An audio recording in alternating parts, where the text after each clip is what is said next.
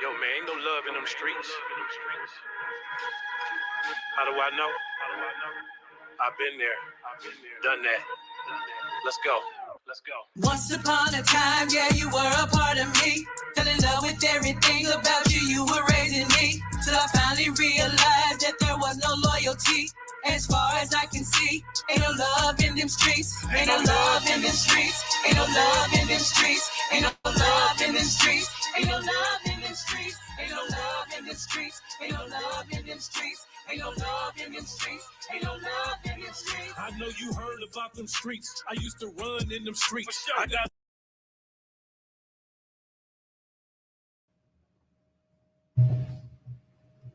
What's up, y'all? It's your girl, Kimmy Kim, here with Mitchell&Mitchell Sip and Spill, a.k.a. with our Bpep, also Black Prison Revolution Project. I'm in the building, of course, with Sip. What's up, Sip? What's going on with y'all selves? How y'all doing? Is y'all good or is y'all good? God damn it.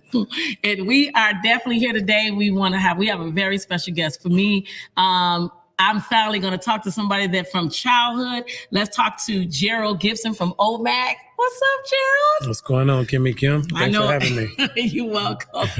Everybody call you Mr. Geo, right, which is given every opportunity. Yes. Right? Mm-hmm. Tell us about how you came up with Geo, because you know I've always never called you that, but you know. Right. So I remember hanging out all the time and being always on the go. Mm-hmm. And one of my buddies that I used to run with, he said, man, you always on the go, man. If 1 minute you're here, 1 minute you there. So I was always on the go. And he was like, your name should be Geo.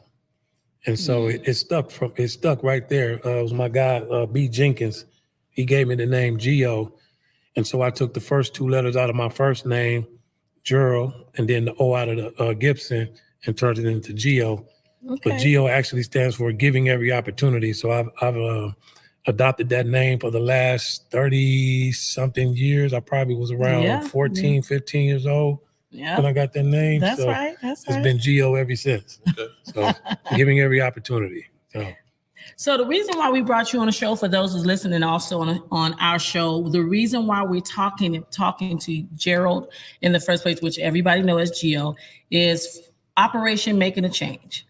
Operation Making a Change. Operation Making a Change. In the building. Omac. I mean, all the way starting from Waukegan, right? That's where I'm born and raised. Born and raised in Waukegan, then from living it throughout your life in Racine. Kenosha, Wisconsin first, then Racine, and all right, Chicago, and I mean, I been everywhere on the map. But a lot of people don't know the insides and the different interviews you've done. You're now currently in Kentucky. Mm-hmm. And in Kentucky, Omac pretty much has come alive. Yes. Okay. So talk us through from where you were. Mm-hmm. Okay. Tell us about where you were before we can get to where you at. Okay. So of course I got to go to the beginning of my hometown, Waukegan, Illinois. So it's good. I appreciate you inviting me back. I'm home. So that's right. But anyway, I was born and raised in Waukegan, Illinois. 2 brothers, 2 sisters. My mom was divorced from my father when I was 3. Mom got into another relationship, had another son and two girls. So my brothers, my youngest brother and 2 sisters. And so, I don't really have a lot of memories with my father as a child. 3 years old, I really don't have a whole lot of memories, but I have a whole lot of memories when we moved on from him after her divorce with my stepfather, which is my brothers and sisters' dad.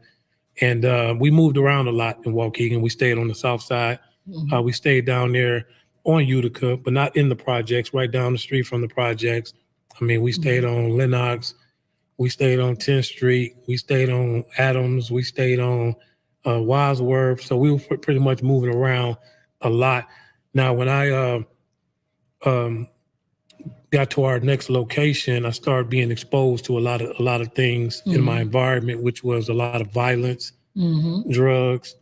I called it poverty at the time, but now that, I'm mature, I'm an older guy now, older man, poverty is really having nothing.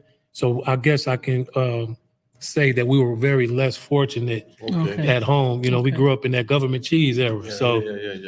We had to walk all the way down downtown toward the projects to get food stamps, to cash the check. Yeah. Then we had to go, on days when we didn't get the government check, we had to go stand in a long line about half a mile long just to get that block of cheese, that powdered milk. That's right. The cornflakes. And so, I mean, it was some type of food at the time, so, the clothes, my shopping mall was pretty much at a thrift store most of the time. So that's why I said it was kind of poverty, but we were just less fortunate. My mom comes from a good family. My stepfather didn't really know too much about his background, but he was very, very family oriented from his family.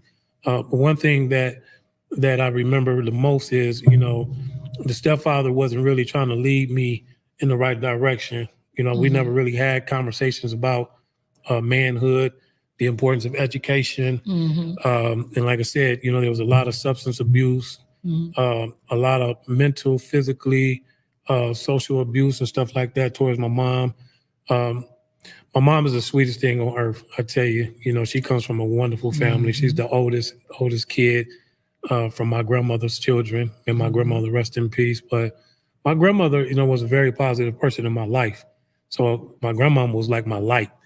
And I always looked up to my aunts and uncles. Then on my dad's side, of course, I was kind of split up from my family, but I had certain family members that were always keeping me in the loop of knowing who my family was. So the things that I was exposed to in-house, also carried over outside in the environment. We didn't stay in the best area most of the time when we moved.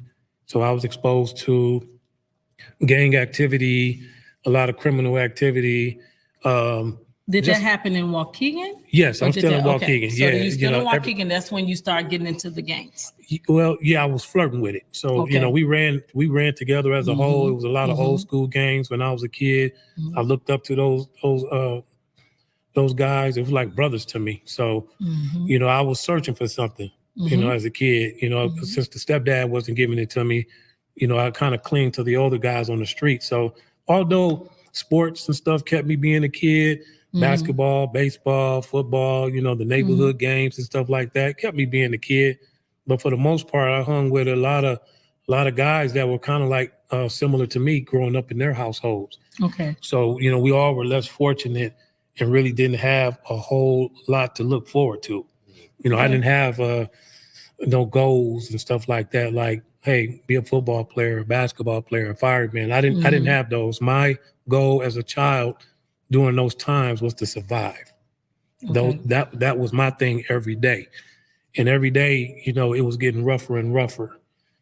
School was an outlet for me because I got a chance to ride on the school bus because we never had a car, ever. Okay. Ride on the school bus, get to school. Of course, there's a meal ready for me. I enjoyed that, the snack and the breakfast and then lunch. Then I could play on the playground and be a normal kid. But unfortunately, when it was time to get on that bus, I was afraid to go home because, like I said, I didn't know if I was going to find my mother deceased. I didn't know what the environment was going to be, at home. I was always worried about that as a child. The teachers at school knew there was something going on with me personally, but I was always taught not to trust people. So it becomes a learned behavior. So a lot of people couldn't reach me as a kid. Okay. And I already knew how to manipulate people when they talking to me. So my mind was becoming criminal at an early age. And I can remember my first thing that I stole in a store was a piece of gum, Bazooka Joe with the comic.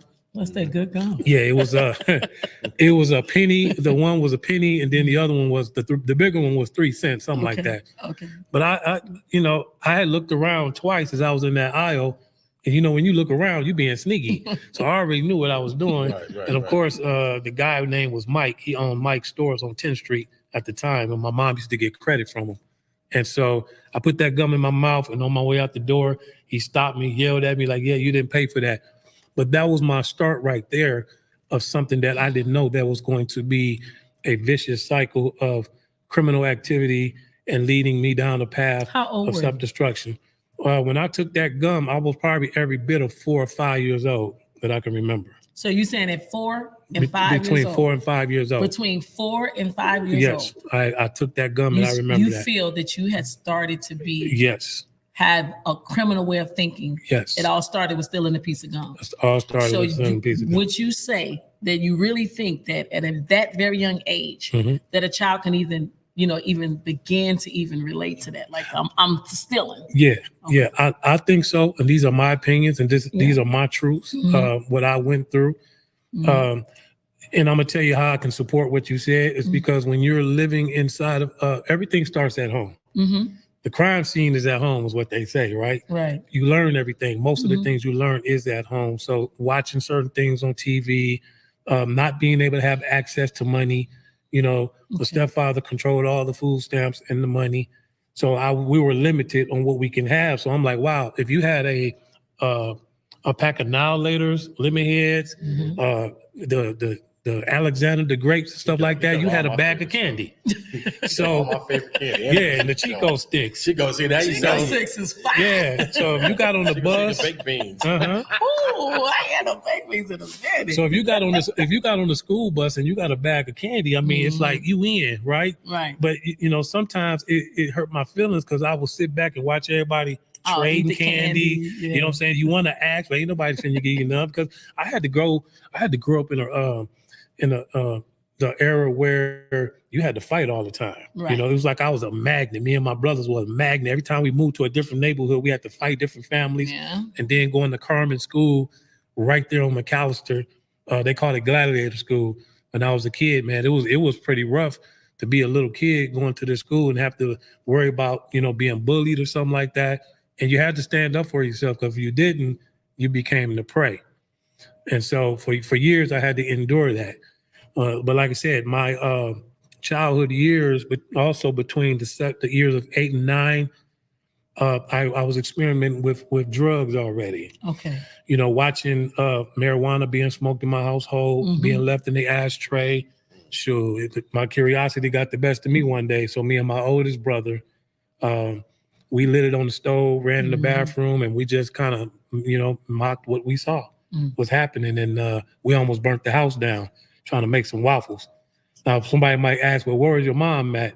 Well, back then, sometimes we were left alone. My mom had to go down to the corner store, get cigarettes or try to get some credit.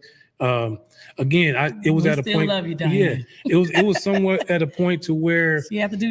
It was hard for my mama to really be that solid parent. Especially once I started getting a certain age, me and my brothers, she no longer can really control us. Because now we know the ways of the streets, we know how to maneuver, we know the areas, we know how to get around, and we use that to our advantage. And like I said, if we couldn't get it at home, we were searching for it, and we actually found it. So fast forward to when you got to Kenosha. So for those you all don't know, and even Sip know a little bit, I believe. So Gerald and I met when we was around 14, 15 years old in Kenosha, right? When my family moved from Chicago, Illinois.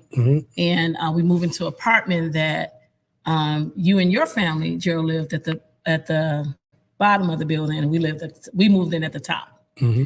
So I remember that y'all was pulling up like the Clampets. Yeah, we was pulling up. Yeah. And I was mad because I never wanted to leave Illinois.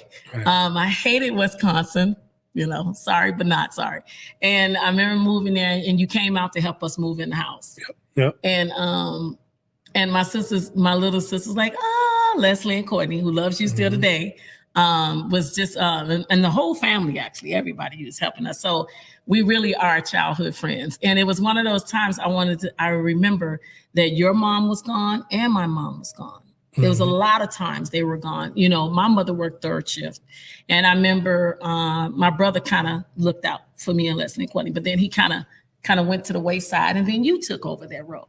So I know I played throughout the years I have, but you always was there for us all the time, protecting us, which was awesome. But growing up from there, I saw you change. Like you always had a music, you was always singing because we thought we was going to Star Search, remember? Right. Oh, you was Gerald G, I was Kenny G. Yes, Leslie was Leslie Lay, and it was Courtney C. When I tell you, Sip, we thought we were going on Star Search. You understand me? Gerald would do this beatbox thing, and he would do it on the floor, and all of us would just get around him and be singing, and it was our song. Okay, so we practiced like we were really like we had an audition coming up. Hilarious, but that's a childhood memory that, according to we was just talking about it today, and I remember you changing. Your mother decided that you was doing the singing, and you know, you always had like a twofold to you. When I always needed you when I was young, you were there. And I remember you started to like change. You know, your big brother was kind of always in and out gone, but you always had a very protective measure of Dion, and that's your younger brother. And then I remember your mother made a decision to move across town in Kenosha. Yeah. Gerald used to literally wait till I used to get off the bus, and he would be at the bus stop. He used to walk me to the bus stop and wait for me to come home, because just making sure I was safe. And then I remember that the day that your mom gonna announce that she finna move across town, boy, that was like the worst day for our little lives. Remember? Yeah. We was Change is scary, right? Yeah, that was awful. Yeah. And then Jerry used to get up extra early to come all the way back over to which was his old house, so he could make sure I go to and from to the bus and back. And then that was a long walk too. It was a long, I mean, like, man, we can give him an example. It's like up the street and around the corner. Okay, that's how far he used to have to come. We were kids, he had to walk.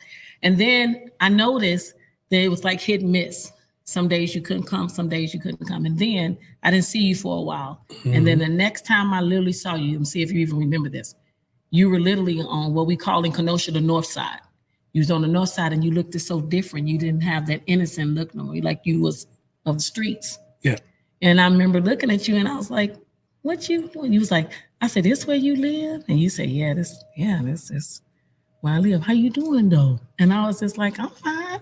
Why you look like that? You had the cornrows to the back, right? Your hair. I never seen you look like that, because you always had, you know, pretty eyes. You had your cornrows to the back. I could tell the transformation that had happened.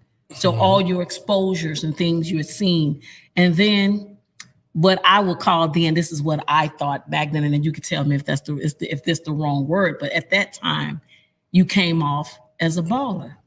I mean, you had so everything you had, you was all expensive. So our little, you know, trying to go to Woolworth and get a hamburger for 50 cents, that was a proud moment when me and you was able to do that $1.50. Right. And you look like you had plenty of $1.50s that day. So your life changed. And I did not recognize you. And remember, you was like, "Why are you looking at me like that?" And I was like, "Who are you?" Remember? Right. And so your life changed. And as time went on throughout your life, I think you became, as you would probably say, of the streets.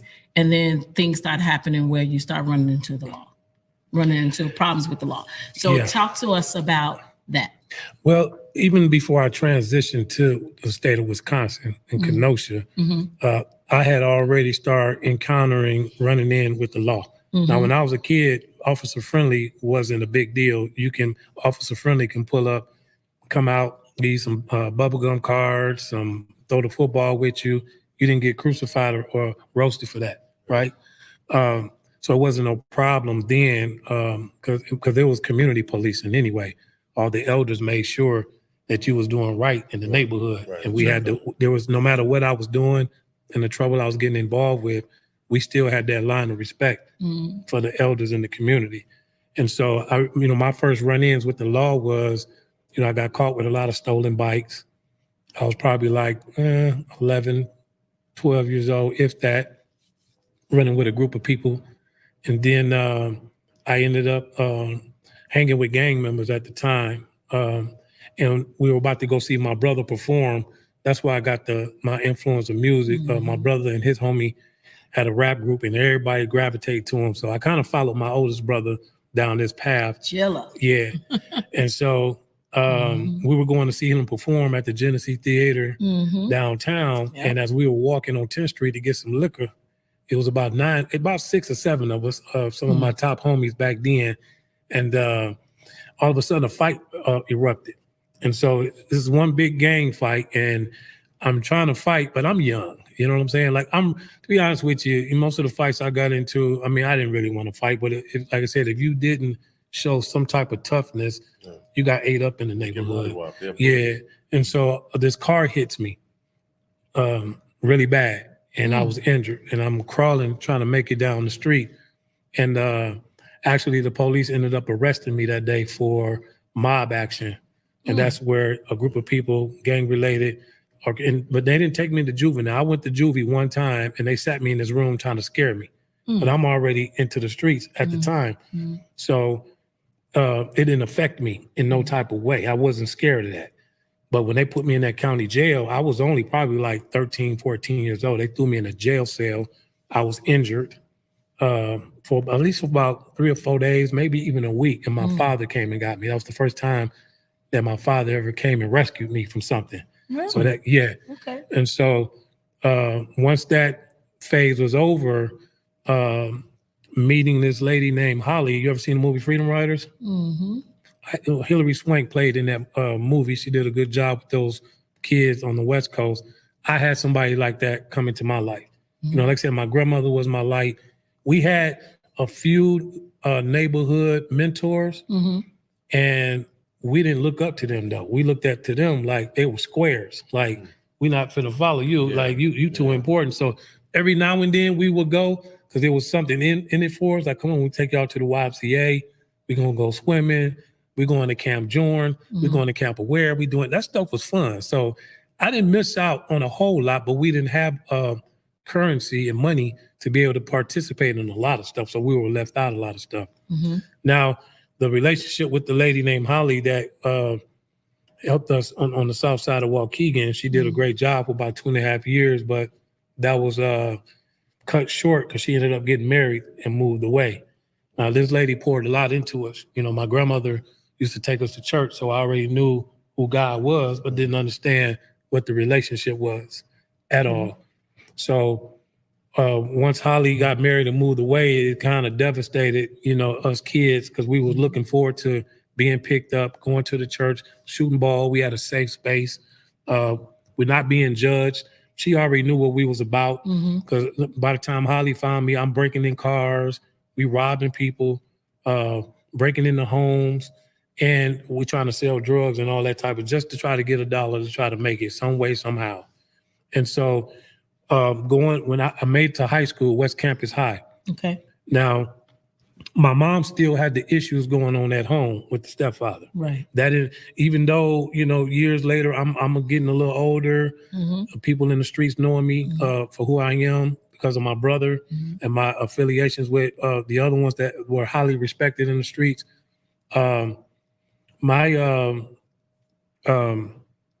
brother, Gilla, okay, he was like the one that everybody knew.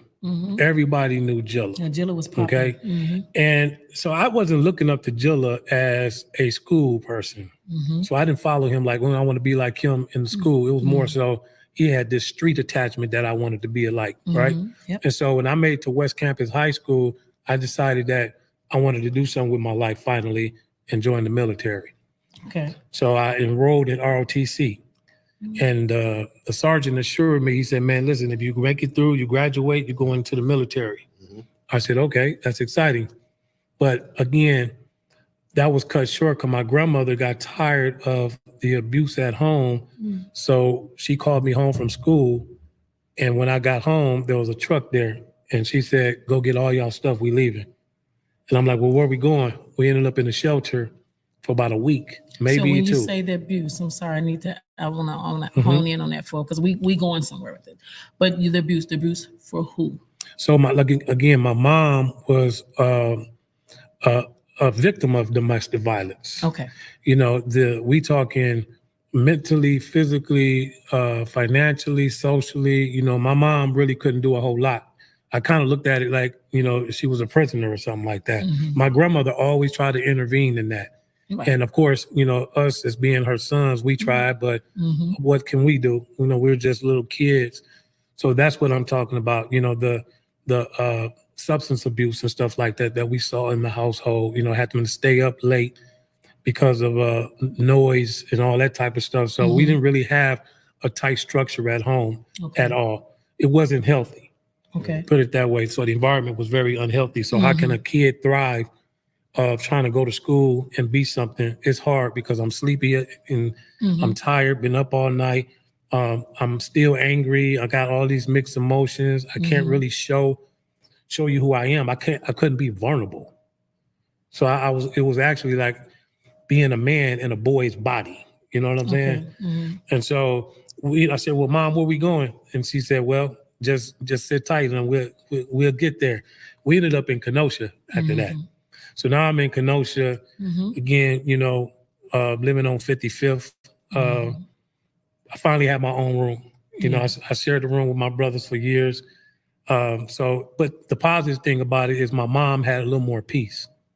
And we were very overprotective of my mother. So a man couldn't even get close. Right. You know, you talking to her, I'm intervening. And if we got to fight, we gonna fight because I'm trying to, I can feel you out.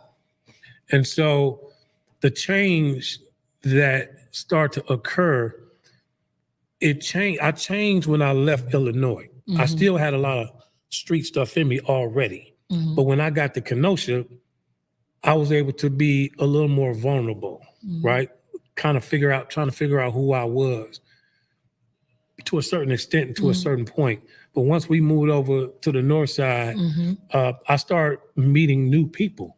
Okay. People that were just like where I was growing up at in Illinois. So what you would say is that when that first moment when you went to Kenosha, that was a moment you could breathe. I can breathe, yeah. And so what she saw was that person that was the more vulnerable side of you. Yes. Even though those things was in there. Yes. It just wasn't manifested yet because you was at that point like, I could chill, I feel safer. It's back, you were happier. Yeah. When you went to the north side though, now whatever was in there, when you went to the north side, that activated what was in there from before. Right. And that's when she came and saw you again, it's like, oh, because you had masked that. Yeah. Because you was able to be vulnerable. You was safer. Right. But now you out there and it's like, oh, I know this life. I'm about that.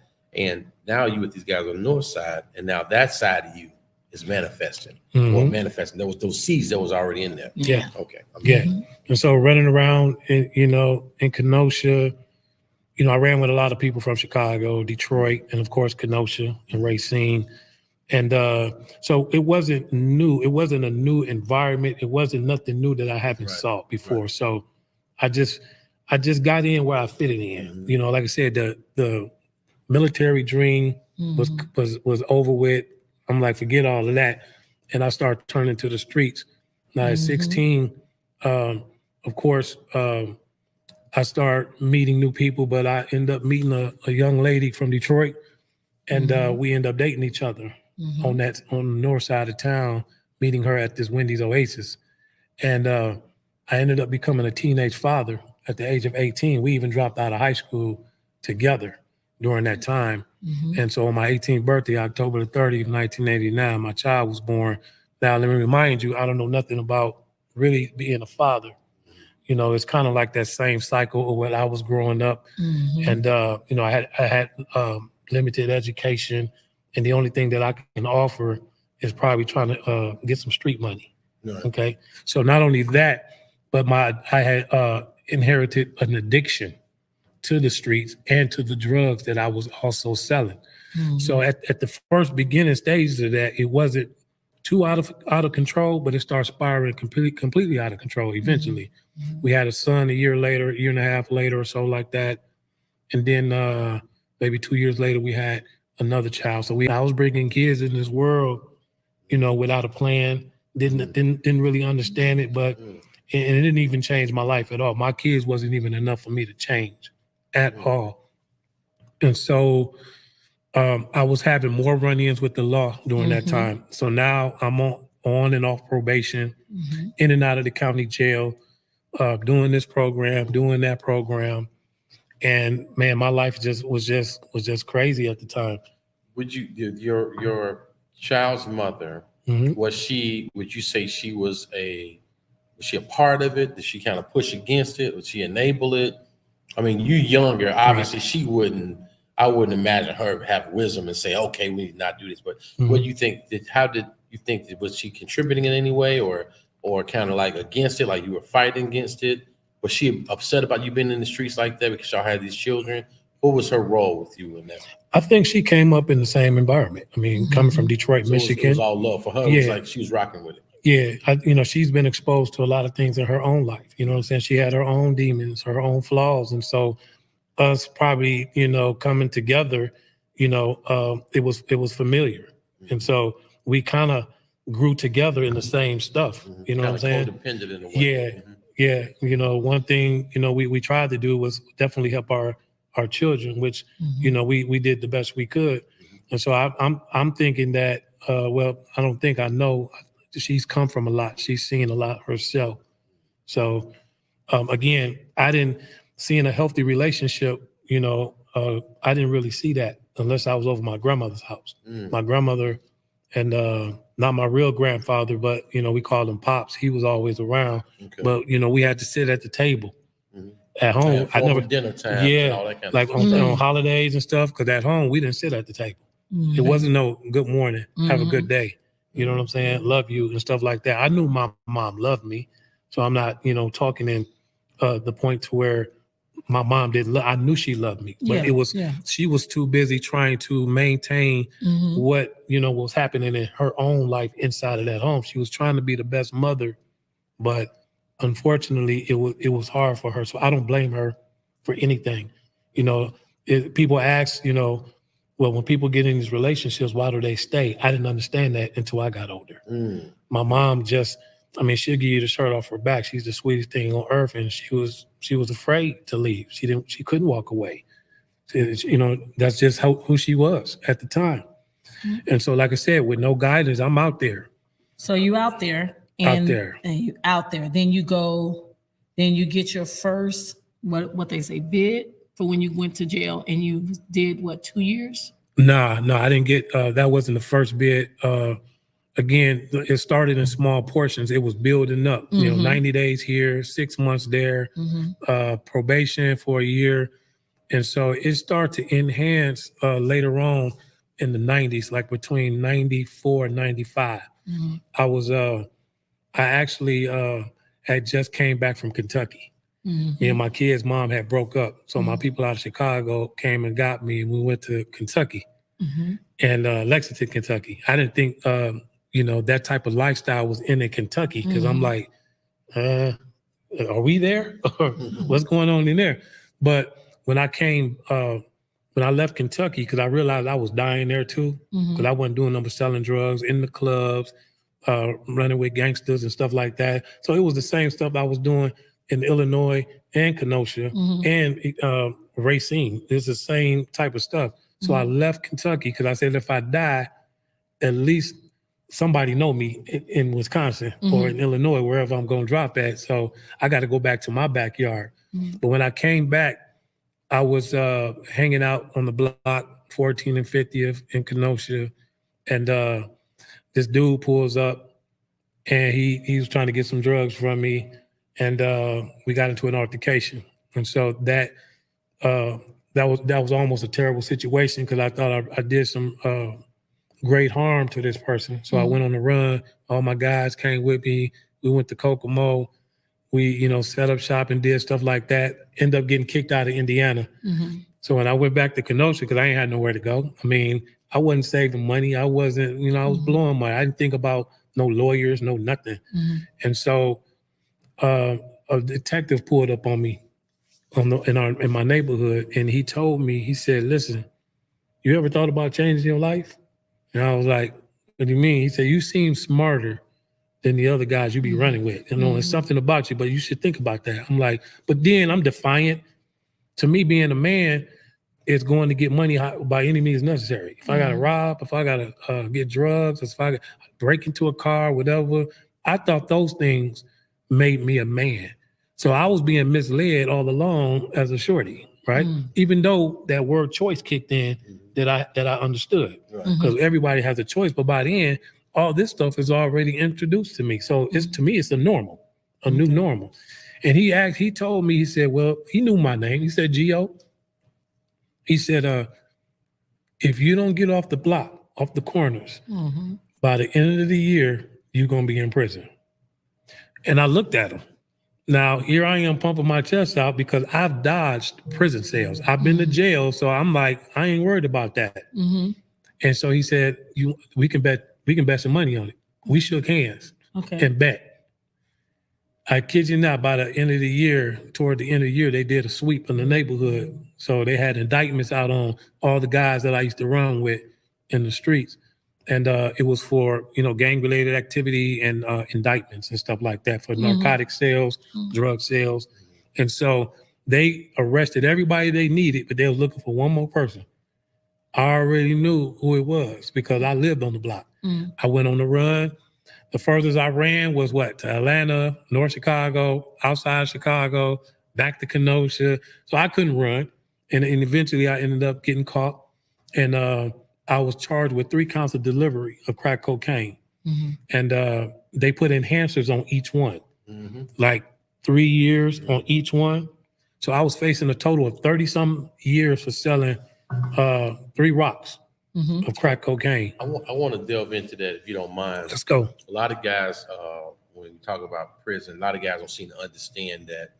A lot of, like, with those backgrounds and stuff, how they throw those enhancements. I want you, if you don't mind, explaining what those enhancements or what enhancements are specifically, and then specifically to you, what those enhancements were. Yes. To get that amount of time. Because people think, okay, I got popped, got a sweep, they came looking for you, blah, blah. So they got you for, intent to sell or for selling, distribution or whatever. But now they're going to enhance it. So what were those enhancements? What are enhancements? And so when I was younger, I didn't really know the law at all. So I encourage anybody, young, whatever, study the law regardless of the fact.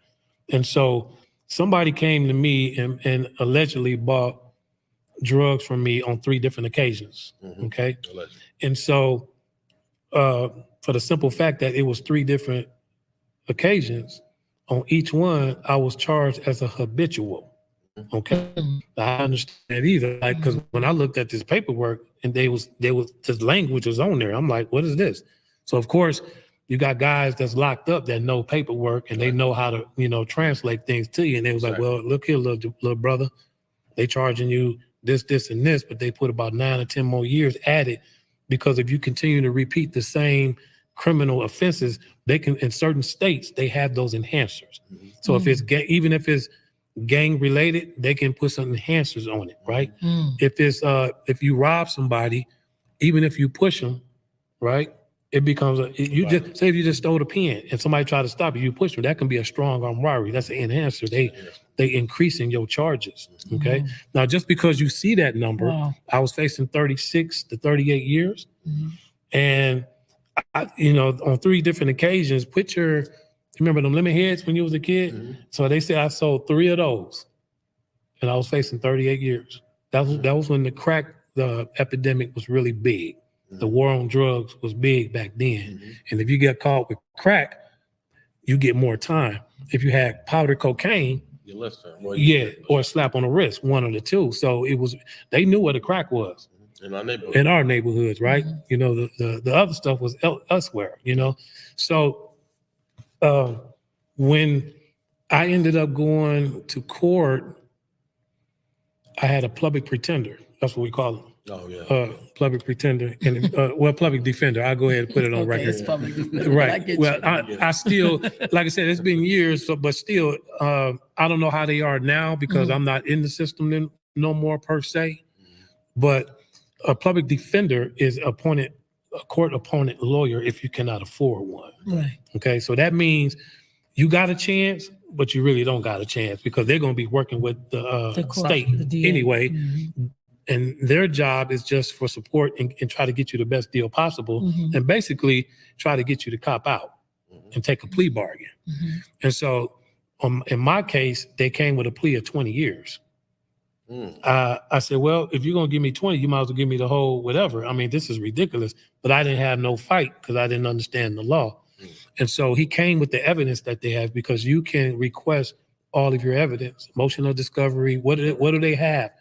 And when he came, they had a wiretap, a tape or something like that. Somebody was wired and he played it for me. And it was a bunch of birds chirping and a lawnmower. I said, well, where's the transaction? Where's the drug deal at? That's what what they were using was tactics to scare me. Like, well, this is what we got. So what made me plea out to this charges is that there was, on one occasion, the informant brought a Caucasian lady who was actually a drug agent. So she was law enforcement. And we had a feeling she was. So we were smart enough to know that if she don't see nothing, there's no case. No face, no case is what they use today. No face, no case. So I took the informant into a closed location in a building, hand her the drugs, she gave me the money. Now, on the paperwork, the agent said, I saw with my own eyes, Gio hand this informant the drugs. So with that, I said to myself, I can't win. So I'm going to have to plea out to this. Right. So the public defender came to me. He said, well, listen, they're going to drop 2 charges, which is 2 accounts, and you plead to 1. Most states, that's all they want is a confession and a conviction. Yes, so they got you. I pleaded to that. I went to court for sentencing. I was facing 10. And out of the 10 years, the judge, I thought I was going home because I never had an adult record. A juvenile record. And my adult record wasn't no felonies or nothing like that. This was my first time, so you thought first time felon. Yeah. Probation or something, right? But he said, I'm gonna give you some time to think about what you want to do in your life. So I'm gonna send you to the penitentiary for 4 years. Now I can still hear my daughter crying right now, screaming as I'm being led back to my cage in shackles. And so, of course, I was shipped off to prison. I was eligible. I started in a max. Everybody starts off in a max until you're classified. So I got classified as a medium minimum. So that means I was eligible to go to a boot camp program. So I signed up for that boot camp program, knowing that I'm in good shape, regardless on the drugs I was pumping in my body, no matter what I was doing. I was always trying to take care of myself. And so I'm thinking I was going to run and push up my way home. It wasn't that. It was probably 10% exercise and physical work and more 90% mentally, and see how far I can go. Because for the first time in my life, when you talked about that masks were coming off. Halloween comes once a year. My birthday is the day before, right? I remember going trick-or-treating. The pandemic didn't create the mask. People wear those every day, and I had a closet full of them. So I had to put on one to fit each occasion where I was going to be at. I had to be the tough gang member. Had to be the tough drug dealer. I had to, do this. I had to pretend a lot. Not saying that I wasn't real, but that's just the reality, right, of what of my environment. And so when I went to the boot camp program for the first time in my life, my true self was exposed.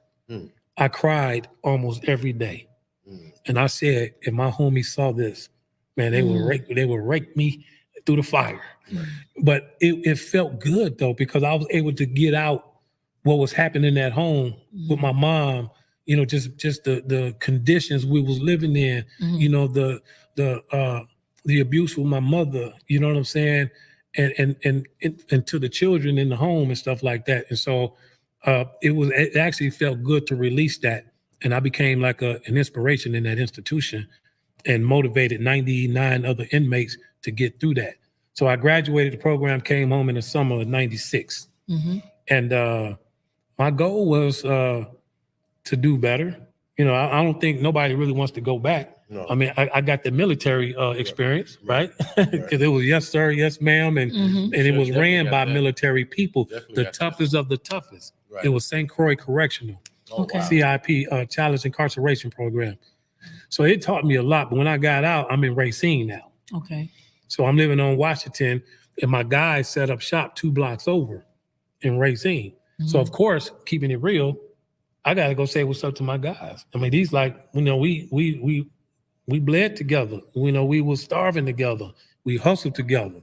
We fought like brothers and sisters. You know what I'm saying? So I can't just be on this block and not go acknowledge this. So I was going back. Temptation was kicking in.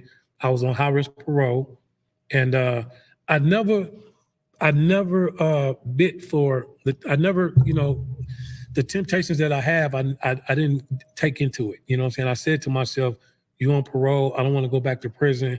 You look great. You look like you just came home from, a tour of Iraq somewhere. Right. I felt great.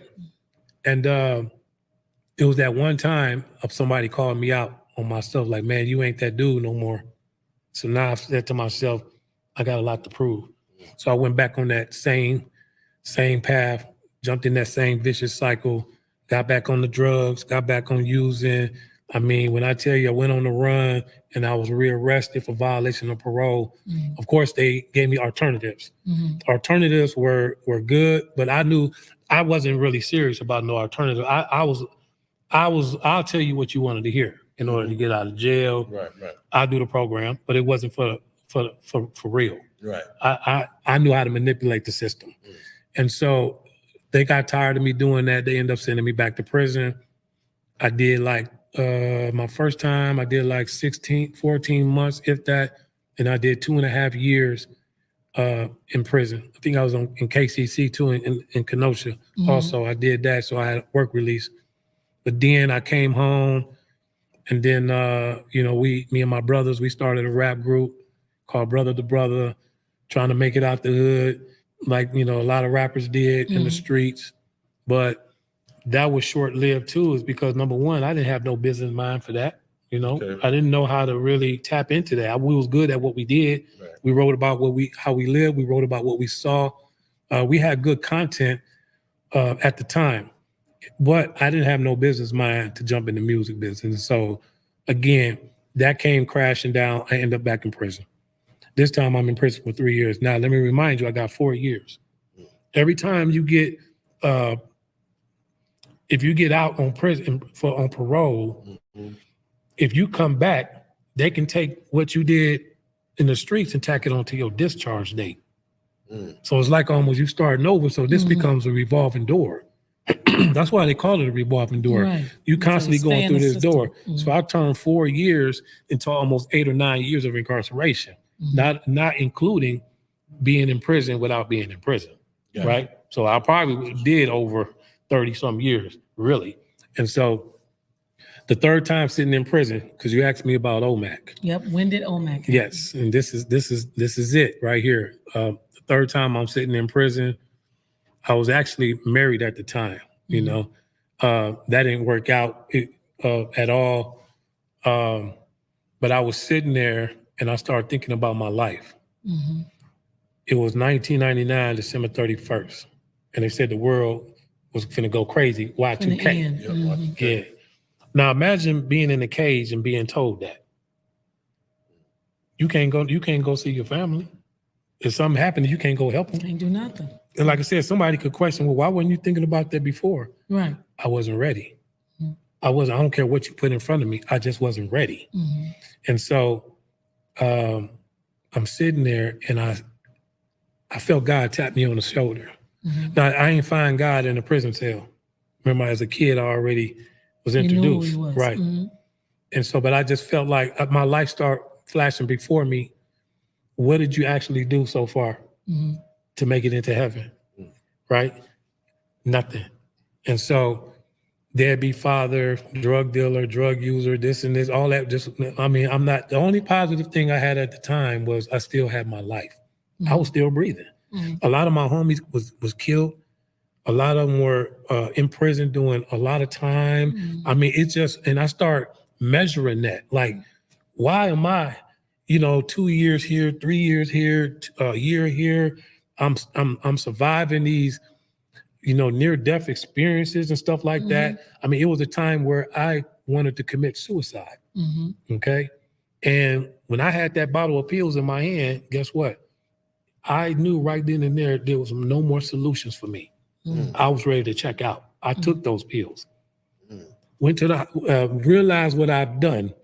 Went to the hospital. They pumped my stomach. Of course, thank God it was supplements, right? But just imagine if it was something hard, I wouldn't be here with y'all. So in that prison cell, for the third time, I started planning on being here with y'all today.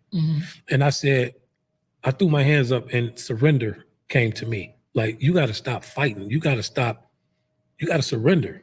Like, this is not working no more. And I said one of the realest prayers I probably said in my entire life, because most of the time is if I'm driving and about to get pulled over, oh Lord, please don't let them pull me over. Lord, I'm so drunk. Please don't, man, I promise I won't do it tomorrow, but I'm doing it. You know, so I was using God's name in vain all the time. But this one was different. I was really tired of being sick and tired. And I stood up, and I'm looking at all these other grown men up in there, want to be tough guys, but now, you know, they say the world's going to end. You should have seen it. I've seen this with my own eyes. So I started to realize, like, people got to act a certain way because of things. I'm tired of that. I just want to be me. You know what I'm saying?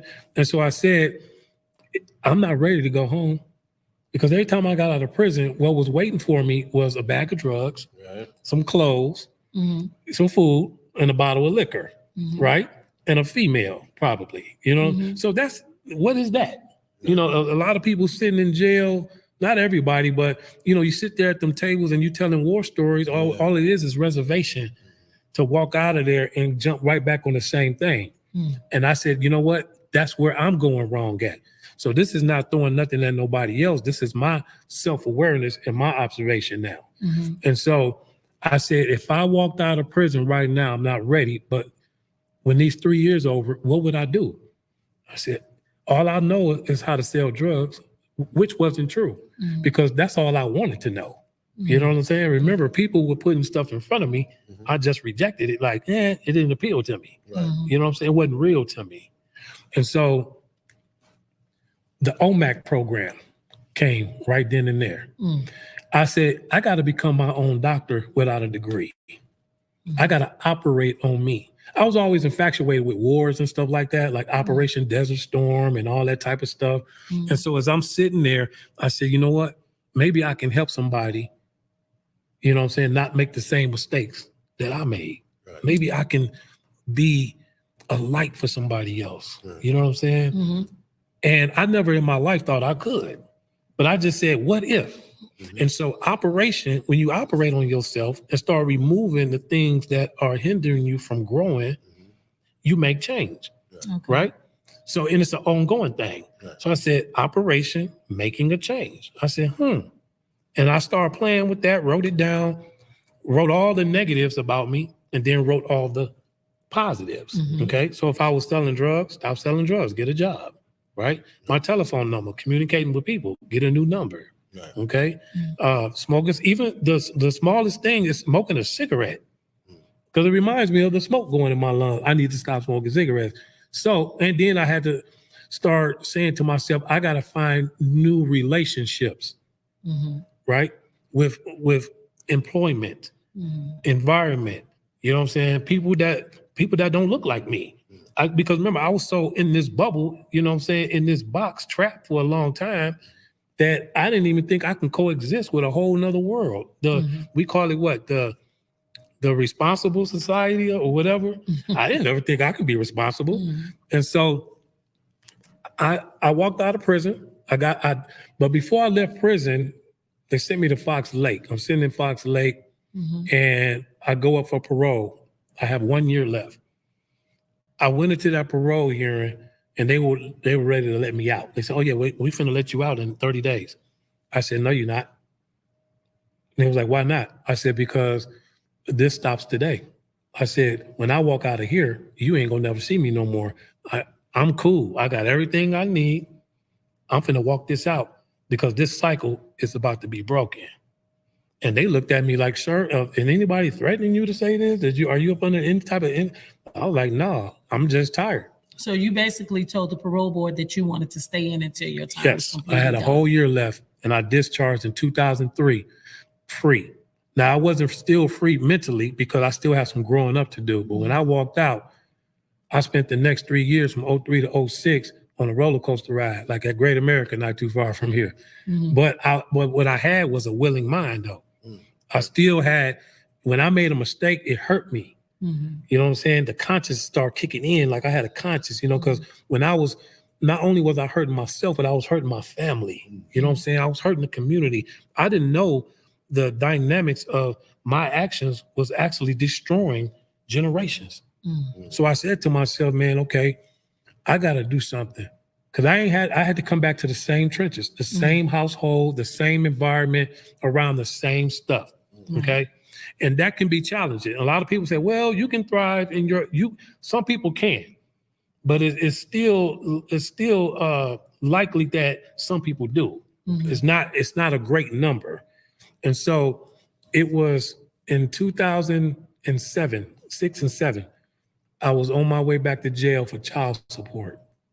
Now, them kids that I had, they came knocking. I didn't know nothing about no child support. They was like, well, sir, you owe us about $40,000. You in the rear. I said, in the rear? What is that? Anyway, so they wanted to hold me in contempt of court. I went to court. They asked me how much did I have toward the bill. I had a $30 money order. The whole courtroom laughed at me. The bailiff, the judge, the DA, even the people that was in the courtroom. You know what I realized? I was broke. I couldn't take my kids to do nothing. I couldn't even take a woman out on a date. I got a $30 money order toward almost $40,000 in the rear.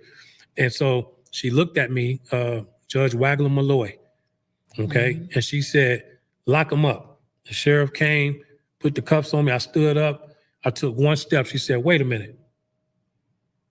Take the cuffs off. Sit down. And she said, I don't know why I'm doing this. Now, I said a prayer before I walked in there. My daughter was with me, my oldest, Sinitra. And I looked at Sinitra and I said, I'm going to change my life. She looked at me like, right, with disbelief. That hurt me too. I said, wow, my kids are looking at me different. They don't look at me as their father, their leader, you know what I'm saying? The provider. They're looking at me like, you know, when is this dude going to get it right? And so Wagler Malloy said, I believe, Mr. Gibson, that you can walk out of here and get a job and make a payment. I'm going to give you 30 days to do that. I know you can do it. I walked out of that, this was a Friday. I walked out of that courtroom, went straight to the bar, drunk some shots, celebrated, shot some pool, called my homie, my best friend. I won't say his name. You know who he is. He brought me some drugs. He said, man, here, get your money. I had 29 days from that day to get some money. You see how we resort back to the same stuff? That's what I did. And so I realized that I couldn't sell the drugs. And so that Sunday changed my life. It got me here with y'all too. My brother, my oldest brother, Jilla, he called me with this number. I called it. It was some people that was concerned about me, some faith-based community people. And they got me a job interview. I'm like, a job interview? So I went to the thrift store or wherever I went, got a shirt, got my hair braided. I walked into there. It was a school. I said, ain't no way. I'm being punked. You know what I'm saying? I'm being punked. I'm walking into a school. Okay. And this is in Racine, Wisconsin. This is 21st Preparatory School on Mound Avenue. I walk in, I'm nervous. I'm like, ain't no way. So I'm sitting there, and across from me is this lady named Arletta Frazier. And I'm finna tell Arletta, like, ma'am, do you know who I am? Or she said, she stopped me in mid-conversation. She said, hold on, sir. Mr. Gibson, we already know who you used to be. No, who you used to be. That blew my mind. Because I read in the Bible, it says, I will make you a new creature. But I didn't ever think that I could be anything new. But it was confirmation coming out of her mouth when she said, we know who you used to be. I had to stand on that. Because she said, my question to you is, we give you a chance, what are you going to do with it? I said, well, ma'am, I can talk, but I'm not going to waste your time talking. I'm going to show it through my actions. She hired me as a lunch monitor. I started the next day. I'm a lunch monitor going into the schools, you know, cleaning, directing kids, sweeping chicken nuggets, milk spills, whatever, and taking kids out for recess. I know how to do that. I used to be a kid. And so it was in that school, Kim, that I realized that this was my purpose because all those kids were gravitating toward me. Now, of course, I had a presence in the neighborhoods. You know, I don't care if you're the big person, the little person, it doesn't matter. The game is the game. kids, I don't care if you out there getting high, if you're the biggest baller, the biggest gangster, you got the biggest, it don't matter. Somebody's watching that. Somebody wants to be like you, right? Mhm. So a lot of kids were probably influenced by me, you know what I'm saying, to get into that game. Right. You know, so when she hired me and those kids gravitated toward me, I realized that God wanted me to shift everything that I've been through and use it for his good to guide kids away from the same stuff that led me to them prison cells and near-death experiences, right? Mm-hmm. About 2 months later, I'm the gym teacher of the school. Every parent had to come meet me because their kids was talking about me at the dinner table. Now, that was uplifting for me because this has never happened. I didn't know that I can be impactful in this way. Mm-hmm. And so that started opening up other doors. Okay. YMCA, Young Leaders Academy, Safe Haven, Safe Passage, you name it. I started doing case management. It was I took some hits though during that time because remember, I still had some growing up to do. Right. I still had a lot of growing up to do. So this wasn't a smooth journey at all, even at my peak of doing something amazing that I never thought could actually happen in my life. So I had to go to Texas for a while and get involved with this program called Life Change for about 3 months to Houston. And I had to learn a lot. I had to get my spirit man right. Mm-hmm. And so in 2010, July 4th, I decided that it was time for me to leave Wisconsin because although I was making some changes and I was back in Illinois helping out with the ministry at the time and back to Wisconsin, it was still like a ceiling over me. I'm the type of guy, you know, I've been to prison. I ain't trying to be nailed down. You know what I'm saying? Like my thoughts are big now. Like I want to do, you know, if God opened this door, sure. I better take advantage of that and understand that I can do even bigger things. More bigger. Yeah. So in 2010, July 4th, out of all days, I was leaving Kenosha, left a job in Racine, and I was heading toward Lexington, Kentucky. Now, I didn't know this until a couple of years ago. All the fireworks was going off. Every city and state that I, went through, it was a celebration on me leaving. Finally, right? Now, of course, I didn't have a plan. I didn't have a plan at all, y'all. And I was like, man, okay, I got to start over. The day I got there, the next day I get a call from the principal from the school. The principal, Dr. Bob Morley, him and I, we always prayed before school. All the kids got there. He was a God-fearing man, and he called me with a job offering. He becomes the superintendent in Illinois, right? Just probably not too far from here. And he said, I got a job for you. Now I knew this was going to be big because this is Dr. Bob Morley. He's calling me for a job. So he said, I told him I was in Kentucky. He said, well, you just on vacation, right? I said, nah, man, I left. He said, no, Gio, you got to come back. I was like, wow, I know he's going to pay me good, but all money ain't good money. You know what I'm saying? That could have been a setup, to the enemy, you know what I'm saying, to get me back here. And it wouldn't be none of this interview right here. It wouldn't be Omac, right? And so, remember, I left prison without Omac. It wasn't even a thought anymore. So I told Bob, get me into Friday and we'll talk. Let me pray on this. God told me to be still because remember, Gio came from always on the go. When am I going to plant my feet? When am I going to be still? The only time I was really still was in a prison. But even being in prison, I was thinking, I want to go home. So I didn't really get involved in all the bull crap in prisons. You know what I'm saying? Wasn't nothing, positive, but, you just had to make your way in a prison. I saw a whole lot going into prison. And so I called him and told him I'm not coming. I'm going to stay put. So I took a job at a gas station, a Shell gas station.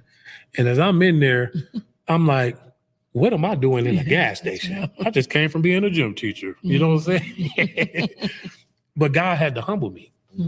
Remember, I asked God when I was in that cell, you guide me, I surrender, you drive. Now God's on the passenger side. That's what I did. So I had to reverse that. Let me get out this driver's seat because remember, I'm crashing. I'm messing it up. So I got back into the passenger side and said, I'm going to be the best gas station attendant in the world. Your coffee was hot, right? The gas pump was already pre-ready for you because I saw you putting up, Ed. You know what I'm saying? Right. I made sure that you were accommodated to the fullest, and I knew your name. I knew your name. I made you want to come back to that gas station. And I started meeting a whole new fleet of people. And it was one night, I worked third shift. This guy walks through the door. He was a white guy. And he had a police uniform on. Now, you know, it's embedded in a lot of, especially our culture. Yeah, It's embedded that you don't, it's a stigma too. You don't talk to police, you don't this and this. And I'm looking, and the Holy Spirit was like, that's who you're gonna talk to about getting involved with what you was in the doing. community and everything. And I was like, no, it ain't. The Spirit was like, yes, it is. And I'm like, wow. So I engaged in a conversation with this man because now it ain't about the uniform, it's about the man that I see. We men before anything, right? And so I stopped him. I said, excuse me, sir. I said, I got a question for you. I said, I'm trying to help kids, people. I've been through a lot. I got a lot to share with kids to keep them away from the stuff that I once went through. He said, you got a story? I said, I do. He said, let me hear your story. Now, it ain't too many patient law enforcement officers that gonna do that unless they trying to build a case, right? You know, this patient's dead. Right. Use it against you. Exactly. It's surveillance. And so I told him my story, you know, the most important parts of it. He writing it down, right? That's what they trained to do. And he said, man, if this checks out all the negatives and the positive, this is amazing. He said, I'll get back with you in a week. Now, when he walked out, I did that. Yeah, right. I said, man, he done got all my information. Just in case something happened, he's coming back to me. Plus, I was in jail in Lexington, Kentucky when I went down there in the 90s under a fake name. You know what I'm saying? And walked out under a fake name. So they were slow back then. And so I said, okay. He calls me a week later. He says, hey, can you do a meeting? I said, yeah, sure. Where? It's called West Sector, where I live at. That's the police. I said, what's West Sector? The police department. I said, oh, they trying to set me up. They trying to set me up, man. They trying to get me in there, close the door. Hey, we got you. Remember back in 90 when you we know that was you. But do you see how our thinking is? My thinking was somebody's always out to get me. Yeah. I mean, always. Yeah. Because, and I had to realize that when I look in the mirror, I'm the reason why. Because of my actions and what I partake in.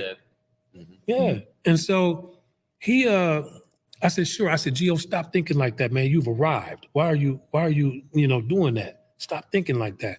So I went, got off, got dressed, went out there, and he introduced me to this retired police captain over 40 years named Captain Howard. And so me and the Cappy sitting there, I call him Cappy now. So we like, family. He treats me like a son now, so I could say Cappy. So me and Cappy sitting there, and he said, so what's your plan? I said, I don't really have one. I said, I just want to help. I want to be a part of saving lives. He was a God-fearing man. You know what this man told me? He said, man, I'm about to retire. He said, but I'm thinking that you and I can connect and you can show me how to help people other than the police, and I've been doing for the last 40 years. I've never heard that from a police officer. Imagine that. He said, I can help him figure out how to help people, because you can't lock up all the problems in the world, right? You got where do we draw the line and say we gotta help people? Some people are in jails that are falsely accused. You know what I'm saying? Some people are in there for cases from the 90s from marijuana, but marijuana is now legal in certain places, right? So the captain, I met with him every day. He already had a team of people going into the schools, just like I was doing back in the Wisconsin area. Right. So, but I'm in the backfield though. This is his team. The other guys that were from there, they had already been in place. So I respected that, right? So I got in where I fitted in. And every day me and this man would be together. Now, I talked about the relationships and healthy ones. He was introducing me to everybody. This man's resume is from here to the moon. I mean, but he was introducing me to like top law enforcement officials, educators like the superintendents and everybody that I needed to know, right? And so after about a year of just volunteering and keeping the gas station job, he said, I got to introduce you to my boss. I'm going to see if he'll hire you. I said, well, who's your boss? He said, Larry. I said, Larry who? He said, Larry Roberts. I said, well, who is he? He's the county attorney. County attorney. I said, prosecutor. He said, yeah.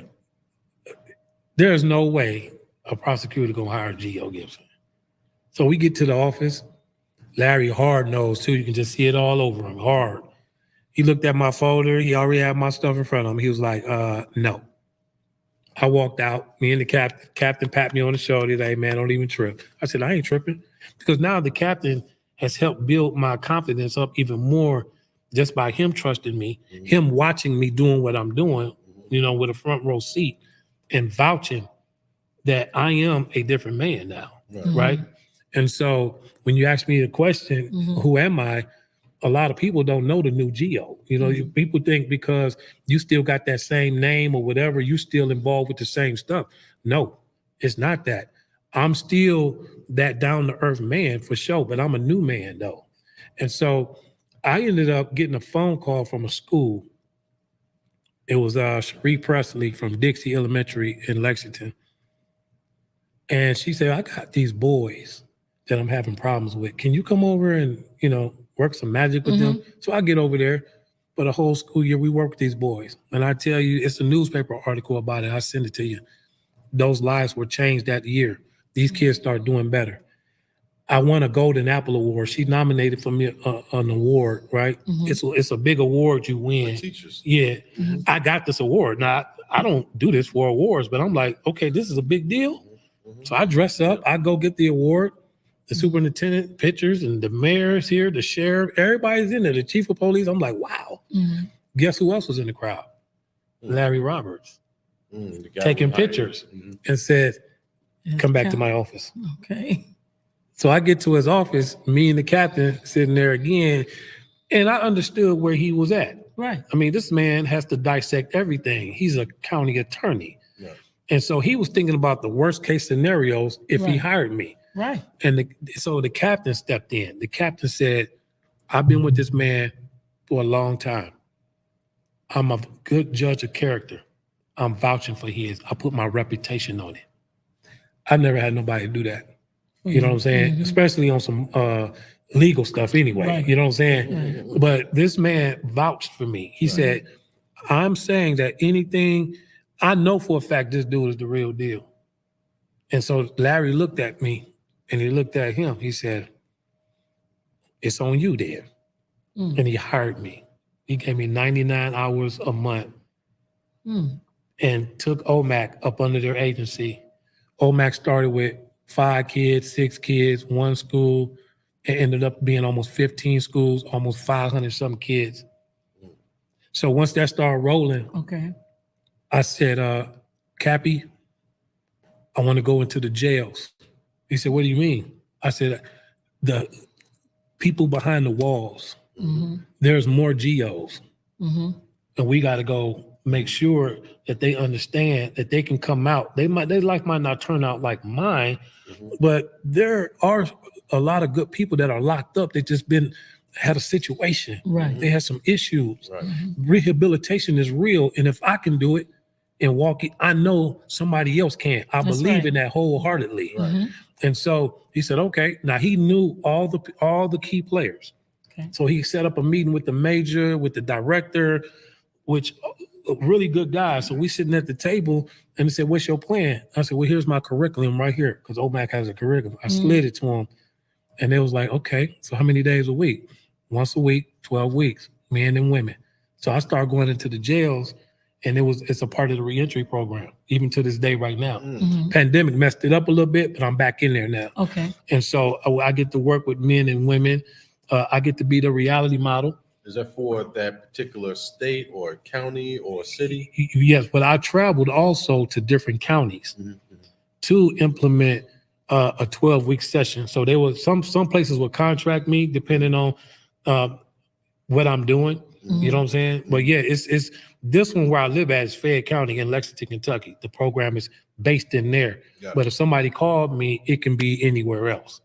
Okay. And so going into there, I said, now we got to go to the juvenile detention center. We got to reach the young ones. So we start going in there, working with those kids too. I mean, these men and women have so much potential, you know, just to be able to write them a certificate of completion. I know that goes a long way when you take it to the judge. When you go up for parole, I completed the Omac program. It's a big deal because all the judges know it.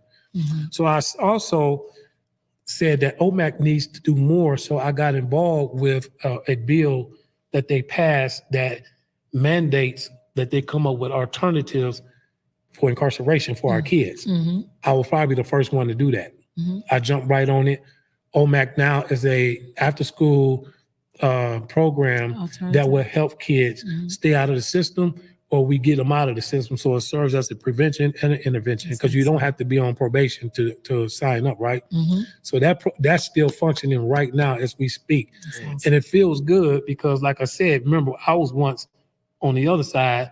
I know all the ins and outs. I want to help these young men and women not make those same mistakes and get out of this revolving door. And so the program also is ready to model, right? Okay. My dreams and goals is to have this program where it all started for my life, which is right here in this state of Illinois and the Wisconsin area, right? And probably international. You know, that's just how I see it. I know it works because I'm living proof. I'm the first student of Omac, and I'm still walking it, right? And I got, you know, when I'm teaching content, I'm still teaching me as well. This is what keeps me. Yes, this keeps me strong. It keeps me on my tippy toes. I just take it for what it is. And so again, I had once Larry got wind of all this, he's the happiest man in the world now. Like, I made the best decision. He calls me back down to the office. So we sitting in this empty office, and Larry says, "You like this room?" I said, "Larry, this reminds me of an interrogation room. Like, why are we in this empty room?" He said, "Well, it's your office."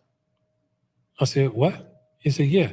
And he went in his suit coat pocket and gave me a check. He said, "I want to hire you full time, and if you accept, this is an advance, and this is your office." I said, yes. I took that. Omac got even bigger. So working with Larry for the years I did, another job came open in Lexington Fair Urban County government. So this is government now. Right across the street, the mayor's office, the government building. We across the street. The captain says, you need to go put an application in for that position. It was a substance abuse, violence intervention. I got experience with that. I said, "Captain, there's no way, man. I mean, I'm already good with this. We pushing it." He said, "Man, listen, man. See what my faith level was? I still couldn't believe that I can go even higher and higher, right? Sometimes I feel like I don't deserve none of this, you know? And I gotta always tell myself I need to stop thinking like that because I walked into my purpose. This comes with it. And so I went across the street, filled out the paperwork. I got an interview. So I went to this interview. I got a second one. So I come back and there were people sitting there that got interviews and they saw me coming in. They started walking out. They were like, "Is he applying for this job? We ain't got a chance." Now, these are people with master's degrees, bachelor's degrees. I got a street degree. I dropped out of high school.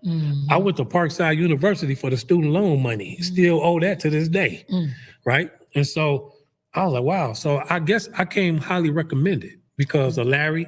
Not only that, but now I have built a good relationship with the mayor at the time. We did a peace walk together, and as we were walking, he wanted to hear my story because he never got a chance to pin me down and listen to it. And I had my youngest daughter, Gia, at the time with me. And so I'm believing that they may have had some type of influence on that. But it's because of my actions and favor. I would say favor also because that prayer that I said back in 99, preparing for this. And so I got the job. That was for a year. It was supposed to be full-time, but it didn't happen. So I was a little disappointed. But Larry said, you still got a home with me. Don't even trip. So during that week, I was doing a conference. I got a missed call. Okay. Now my phone is full of the chief of polices, detectives, and mayors, and teachers, lawyers, doctors. You know what I'm saying? People of all walks of life, all races, all faces, from all places. That's my slogan. Yeah. And so I said, well, Chief called me. I called him back. I said, what's up, Chief? Former Chief Mark Barnier. Chief says, Gio, he said, we got a position opening up in a department in community service. And somebody's retiring, but we thought about a civilian. We thought about you. Could we offer that to you? Now, I took the phone away. I said, this is getting too crazy. There's no way that I'm going to accept the job from a police chief in a police station. Gio? You see how I went back to that, worried about what everybody else was going to think, what everybody else was going to say. I'm breaking down barriers. That's right. If I walk through that door, I'm being the change that I want to see, and that a lot of people should want to see. Our ancestors wanted to see that. Remember, we lost a lot along the way and sacrificed for us to get where we are. So it would have been damaging if I would have said no, but I hesitated. And I said, you know what? I accept that job. He said, perfect. He said, come on through when you get a chance, fill out, sign this and this, and you can pick up your car next. I said, hold up, a car? He said, yeah, you get a take-home car with this position. I said, okay. Now I'm thinking it's gonna be old civilian-looking car or whatever. I get there, it's a police car. A blue detective, all Crown Vic blue. Same type of cars I used to run from back in the block. I said, man, this is crazy. I'm taking pictures of this. I'm sending it back home. And I'm like, man, this is unbelievable.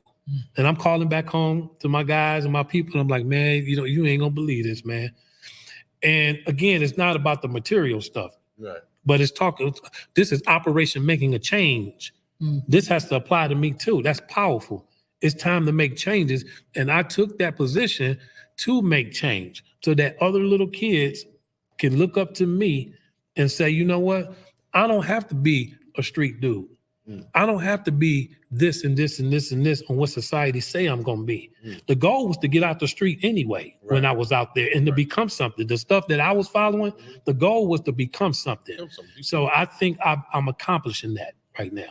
So your goal overall, the overall viewpoint of Omac is to get is preventative maintenance or preventative. Like I'm gonna see these kids we can see about to go astray, about to go on a certain path or trouble you, right? Or juvenile, whatever, juvenile detention centers or whatever. To go in there and try to help navigate and mitigate and recalibrate their thinking and the path they're on. Is that kind of what? Is that part of it or just? That's part of it because the prevention. We got. Remember, I was already experimenting with drugs at the elementary level, right? Once they start heading on to middle school, things start to change. And so I said to myself, and remember, the Omac program and the curriculum is based on my life. So it's written that way, right? And it hits home with a lot of kids because I can talk about domestic violence and kids are crying. You talking about little kids, they crying. And afterwards, I'm like, what's wrong? My mama got beat up by my daddy. I didn't get no sleep last night because of this and this. And I'm like, wow. So these kids can already relate. I mean, look at the era we living in, the generation now, right? They got technology. And so the other part of it is the intervention. It's because I've had kids that were in middle school in the 5th grade strung out on drugs already.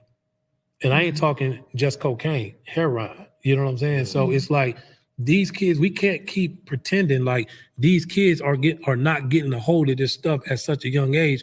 We have to be the ones to say, how do we combat against it? How can we decrease it some? Will we be able to stop everything? No, we won't. But at least the effort is there. You know what I'm saying? So Omac is, prevention and intervention. So I do have to intervene on a lot. I get calls left and right. Can my son come to your program? Can I get, enroll my daughter? Because we work with boys and girls. but that is a goal, is to stop it before it happens. I got a question for you. Is there a website or a page, or because a lot of people use like social media pages and things of that nature, there's a website, contact you, or a number, or how do we contact you? How do people that tune into us and follow us or anywhere, how do they contact your organization and reach you, or invite you out to come speak to them or whatever? How do they reach you? Well, of course, you can Google Gerald G.O. Gibson. I'm a Google now. You know, Okay. Google me. Yeah. Okay, Shaq. Google me. Okay. So, no, but we do have a website, teamomac.com.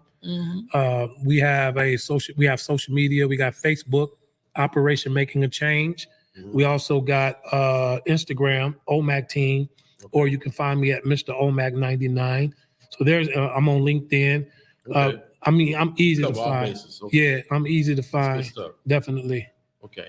And so also, I don't know if you want to go into that, but I saw you do some music, because there's something you shared. I don't want to put you on the spot, but you got some music that you do that's in that's in honor of your Omac organization, but also something that you do personally.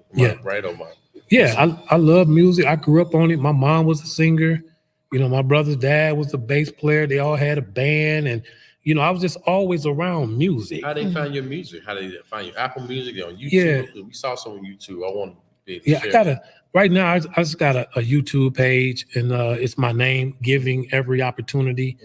Okay. Again, the music, the attachment is, I once did the gangster music. I glorified that part of how I was living and what I saw in my neighborhoods. That's what I wrote about. You know, my language was of course disrespectful. Right. You know, I had to develop these communication skills. Yeah. And it took some time, but I love who I became. So now the music is talking about what I went through. It still got raw beats. It still has content far as, you know, but guys, like music that I make, you know, I don't care about views. I don't care about, you know, likes and stuff. Like, if you're going to like it, you're going to like it. If I got one person listening to it and they saying, man, you know, that's keeping me this way, I'm cool with that, man. Okay. So I love the music, man. That's good stuff. Good stuff. So with all that, are you still writing a book? I am. I started a month ago. It's past due, I would say. Okay. But the more I wait, the more content is being attached to it too. So I gotta pull a positive out of that. But I'm definitely planning on writing a book. You know, the goal is to get Omac modeled any and everywhere with the right people, of course. Okay. Yeah, man, I got a great team that, because, you know, a lot of people just see me. Of course, I'm the face of this. You know, it started, you know, in that sale. It started with me. But I have a good team. We're like a machine, man. So shout out to my team members, man. Team Omac that are in Lexington, Kentucky right now, man, that grind hard to make sure this program is functioning and making sure that our kids, you know, right now they had group without me today. But guess what? I believe in them that much that they were able to continue to run those operations even in my absence. That's good stuff. So, yeah. It is. That's good stuff. Your program sounds wonderful. It's very inspiring. One of the things I love that I take away from it is that a person that wanted to see, a lot of times I think we want to emulate things that we know if we had this, I'm going to give you what I feel I needed or what I saw. I feel like that's what you're doing. Like, if I had these tools or whatever, or experience that I had, I could show you better. I could tell you, number one. Number two, I can also vision what if I had these certain things in place or somebody to talk to, I can navigate it differently. And that gives you a genuine feel. Like I said, kids gravitate to you. They mean they feel you being real. Right. You're not on no BS. You're not trying to, you know, so they can feel that. So what you have become is what you want. I know sometimes I know young men that says they became the father that they wish they had. Right. And I feel like in your case, you became the advocate that you wish you saw or was around you. And you knew that if I had somebody tell me a certain way, I could hear it differently. Yes. So that's what I'm picking up from it. It's very inspiring. It's very, I don't want to say mind-boggling, but in a way, you know, it's like you said, you eyes have not seen, ears have not heard what God was going to do for you. So now you're seeing all these things like, man, because you were thinking here, he's like, no, they ain't think bigger, think higher. Right. And so that's an inspiring thing. So for me, my takeaway from it is that it's a wonderful program. We're obviously going to advocate for it here. Yes. Mitchell&Mitchell Sip and Spill and Black Prism Evolution Project. My brother Gio right here, killing the game. You can tell from his spirit that he's genuine. You can tell that he loves what he's doing. It's his purpose. And when you're living in your purpose and you live in your passion, it's not work. It's Yes, right. ministry. And so I like what you're doing, brother. I want to commend you. It's my first time meeting you. I've heard a lot about you, and it's great. And what I heard from you, you superseded what I heard. Yes, sir. So I'm really proud of that, what you're doing, and keep going. And obviously, hopefully we can continue to build and bond, and we could be, I guess, advocate for you here or work in conjunction with you. We'll figure that out. Kim will figure that out. But yeah, so I don't know if there's anything else you wanted to continue it with, or say one last thing or whatever. But I appreciate you coming on my show, man. Yes. Really Thank you, dope, man. Great No energy, problem. man. Excellent. Happy for you. Proud of you. And I wish a lot of us can pick up on what you've done. Yeah. A lot of black men, a lot of black women, or people in general, you know, that can pick up on it and have the courage to step out on faith, to step out there and do those things that God has given you to do, or the vision you've been given, or realize your actual purposes. Yeah. So, well, I just definitely, I like to pay homage, man. For one, you know, our ancestors, you know, like I said, I didn't invent the wheel. I'm just pretty much, you know, I answered the call, the right call. And I took that opportunity when it was presented to me. I think had I ignored that, I will be back full circle with the garbage that I was on. And I don't even think I'll be sitting here. I'll probably already be in the ground. But I just want to thank, you know, everybody that played a part in my life, whether it was negative or positive. You know what I'm saying? Whoever I'd encountered with, I mean, you know, all my guys from the streets, everybody that I've met incarcerated, even the police officers that arrested me, that was like guardian angels. Imagine if they didn't remove me from the street during that moment, will I still be here? I don't know. yeah. So I want to thank everybody out of Waukegan, Illinois, where it started. Everybody out of Kenosha, Wisconsin, where my life increased more. Racine, Wisconsin gave me my first break, man. You know, shout out to them. And then all my people in Chicago, all my people in Detroit, and all my people in St. Louis, and my loved ones in Missouri, man. I mean, it's so many people, man. And then especially the state of Kentucky, because I drove that far, man, and they opened some major doors for me, man. I will always be grateful for everybody that played a part. And thank you too, Kimmy Kim, because I know this is a long time overdue, but I guess timing is everything. And I'm proud of you for doing everything that you're doing. But thank you for always thinking about me and knowing that I can make an impact and a difference coming back this way and your viewers and listeners. And I pray that somebody really gets this. Now, I didn't drive all this way empty-handed either, just so y'all know, man. So, you know, I want to bless y'all with some of this good old Omac drip right here. You call it the drip now, right? So I know this is probably your size, Ed, right here. You know, I wanted to brand everything that I'm doing. It's Omac everything. That's a keychain for you. I got one for you.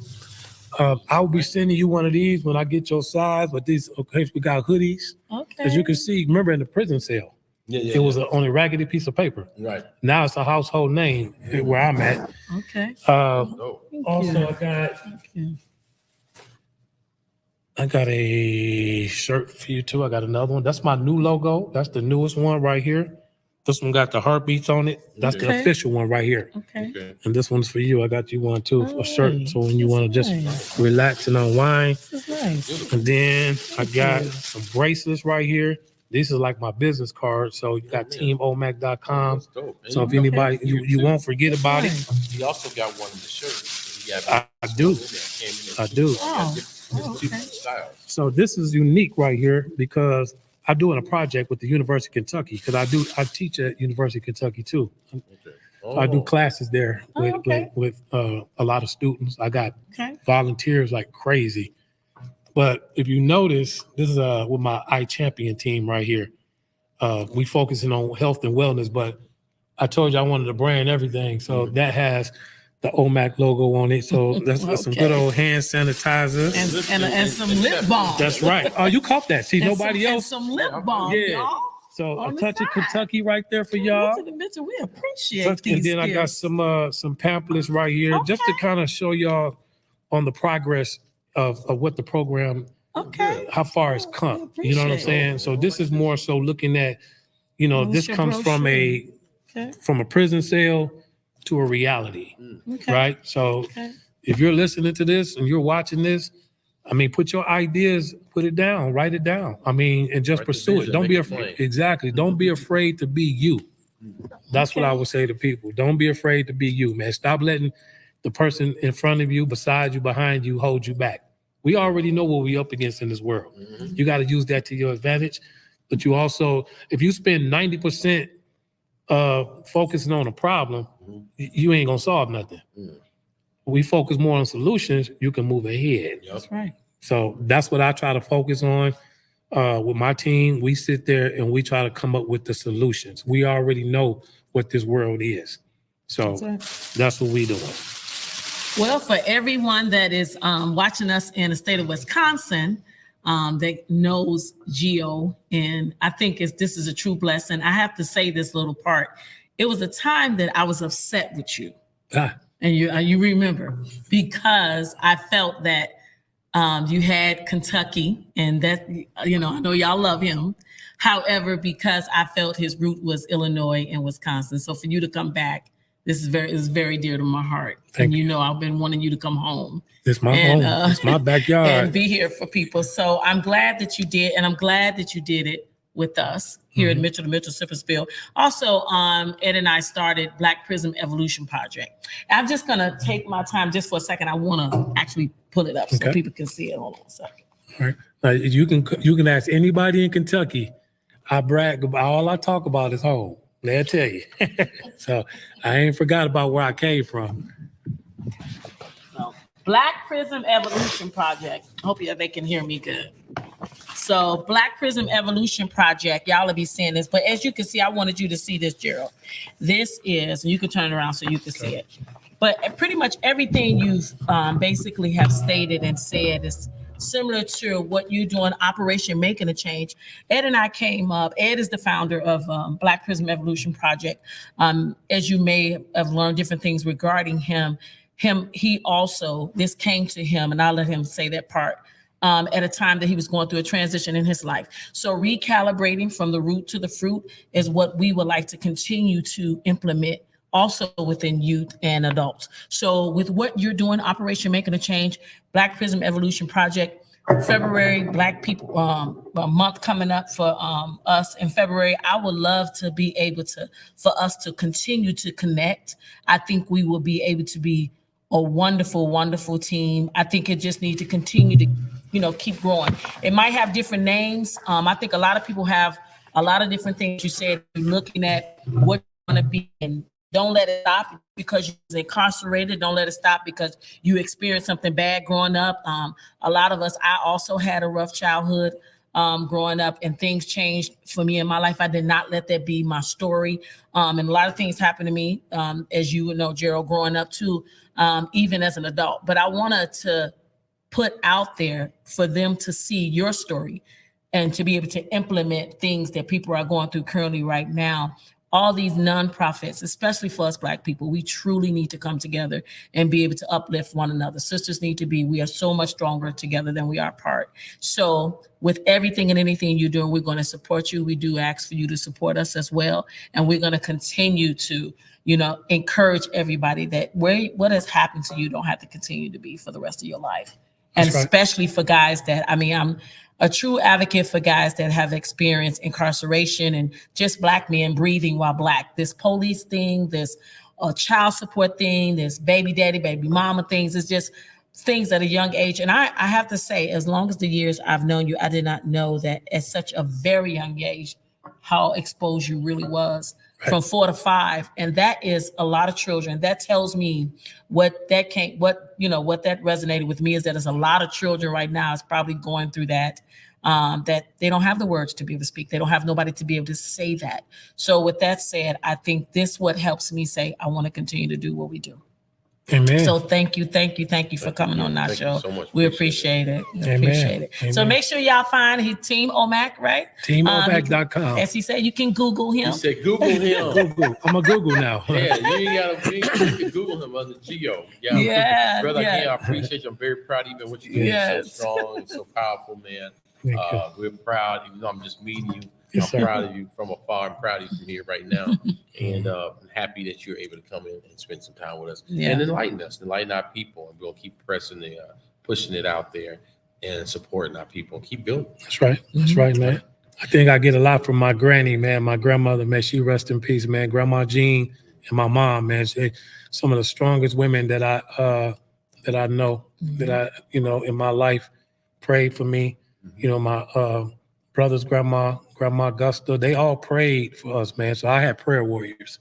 So I want to thank all them prayer warriors right now for praying for a guy like me to help me get to where I'm at. So love my family, man. Love my family.